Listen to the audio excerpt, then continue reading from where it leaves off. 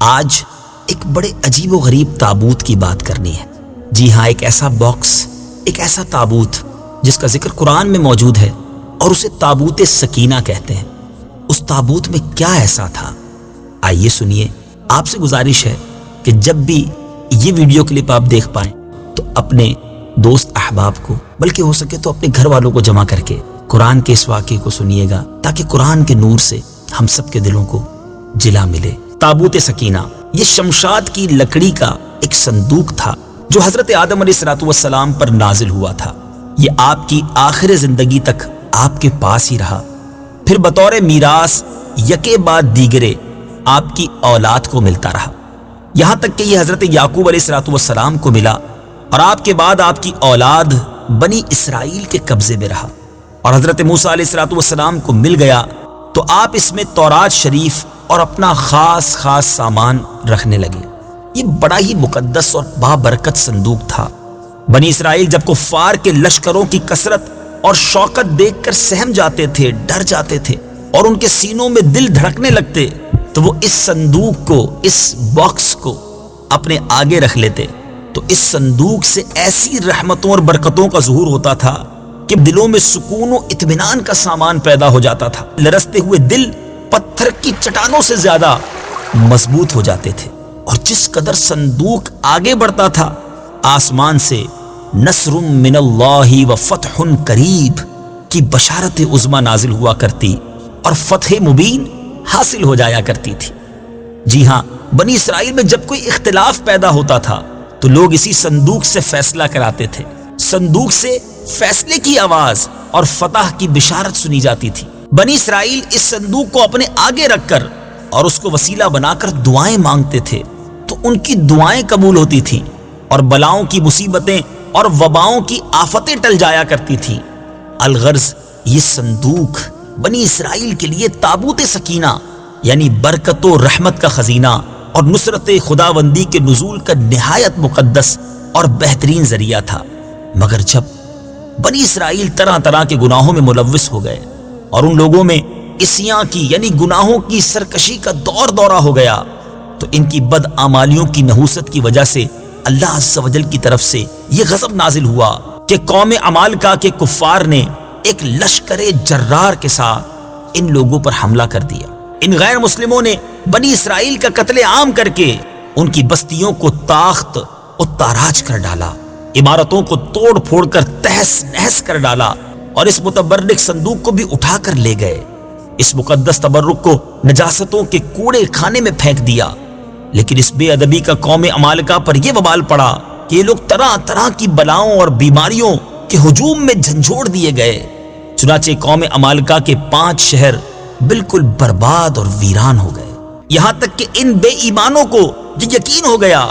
کہ یہ صندوق رحمت کی بے ادبی کا عذاب ہم پر پڑ گیا ہے،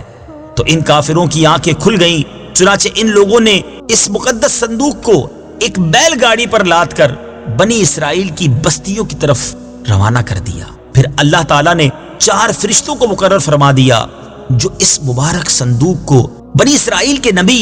حضرت شمویل علیہ السلام کی خدمت میں لائے۔ اس طرح پھر بنی اسرائیل کی کھوئی ہوئی نعمت دوبارہ ان کو مل گئی، اور یہ صندوق ٹھیک اس وقت حضرت شمویل کے پاس پہنچا جبکہ حضرت شمویل علیہ السلام نے طالوت کو بادشاہ بنایا تھا، اور بنی اسرائیل طالوت کی بادشاہی تسلیم کرنے پر تیار نہیں تھے، اور یہی شرط ٹھہری تھی کہ مقدس صندوق آ جائے تو ہم طالوت کی بادشاہی تسلیم کر لیں گے۔ چنانچہ صندوق آ گیا اور بنی اسرائیل طالوت کی بادشاہی پر رضامند ہو گئے۔ اب آپ غور کر رہے ہوں گے کہ اس تابوت سکینہ میں تھا کیا؟ اتنا مبارک، اتنی فضیلتیں بیان ہو رہی ہیں اور قرآنی واقعہ ہے۔ اب آئیے سنیے تابوت سکینہ میں کیا تھا۔ اس مقدس صندوق میں حضرت موسیٰ علیہ السلام کا عصا اور ان کی مقدس جوتیاں، اور حضرت ہارون علیہ السلام کا عمامہ، حضرت سلیمان علیہ السلام کی انگوٹھی، تورات کی تختیوں کے چند ٹکڑے،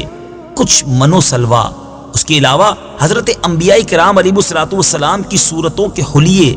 وغیرہ، یہ سب سامان اس میں تھے۔ میٹھے میٹھے اسلامی بھائیوں، آپ جاننا چاہیں گے کہ قرآن مجید فرقان حمید میں اس صندوق کا، اس تابوت سکینہ کا تذکرہ کہاں اور کیسے موجود ہے؟ چنانچہ پارہ 2 سورہ بقرہ آیت نمبر 248 میں ارشاد ہوتا ہے، وقال لهم نبيهم إن آية ملكه أن يأتيكم التابوت فيه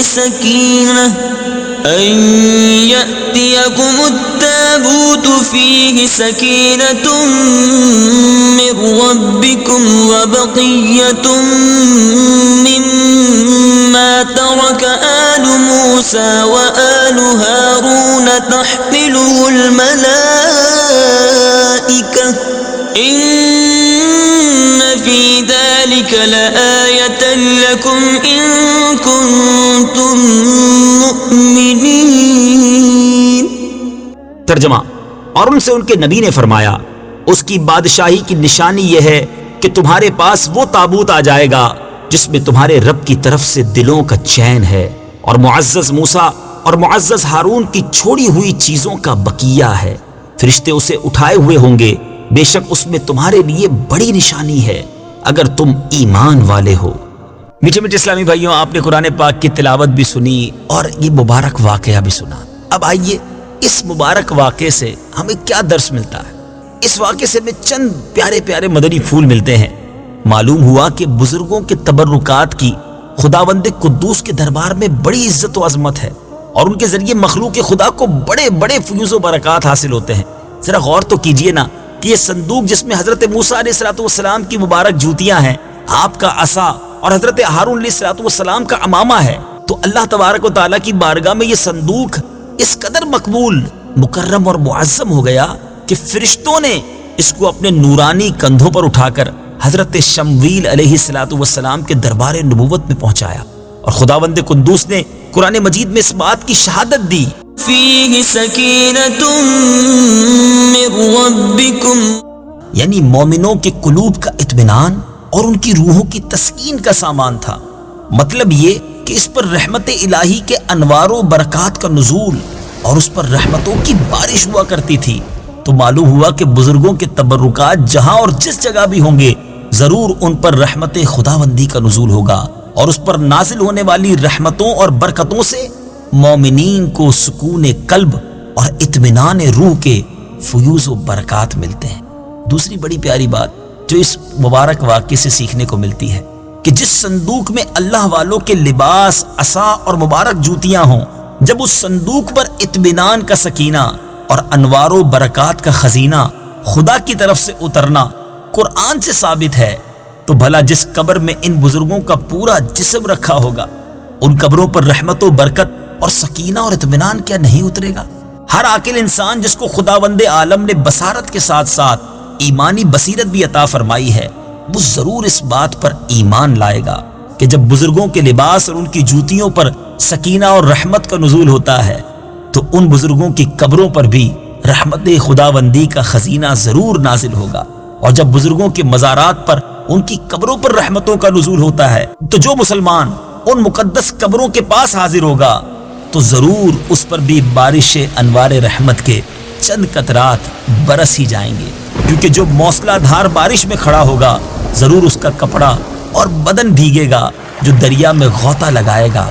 ضرور اس کا پانی اس کے بدن کو تر کرے گا، جو عطر کی دکان پر بیٹھے گا تو ضرور اس کی خوشبو نصیب ہوگی۔ تو ثابت ہو گیا کہ جو مسلمان بزرگوں کی قبروں پر اچھی نیتوں کے ساتھ حاضری دیں گے، ضرور وہ فیوز و برکات کی دولتوں سے مالا مال ہوں گے، اور ضرور ان پر خدا کی رحمتوں کا نزول ہوگا، جس سے ان کے مصائب و آلام دور ہوں گے اور دین و دنیا کے فوائد اور منافع حاصل ہوں گے۔ اور تیسرا مدنی پھول جو اس واقعے سے سیکھنے کو ملتا ہے کہ جو لوگ بزرگوں کے تبرکات یا ان کی قبروں کی بے ادبی کریں گے، وہ ضرور قہر قہار اور غضب جبار میں گرفتار ہوں گے، کیونکہ قوم عمالقہ نے اس صندوق کی بے ادبی کی تھی، ان پر ایسا قہر الہی ٹوٹا کہ وہ بلاؤں کے ہجوم سے بلبلا اٹھے، اور کافر ہوتے ہوئے انہوں نے اس بات کو مان لیا کہ ہم پر بلاؤں اور وباؤں کا حملہ اسی صندوق کی بے ادبی کی وجہ سے ہوا ہے۔ چنانچہ اسی لیے انہوں نے اس صندوق کو بیل گاڑی پر لاد کر بنی اسرائیل کی بستی کی طرف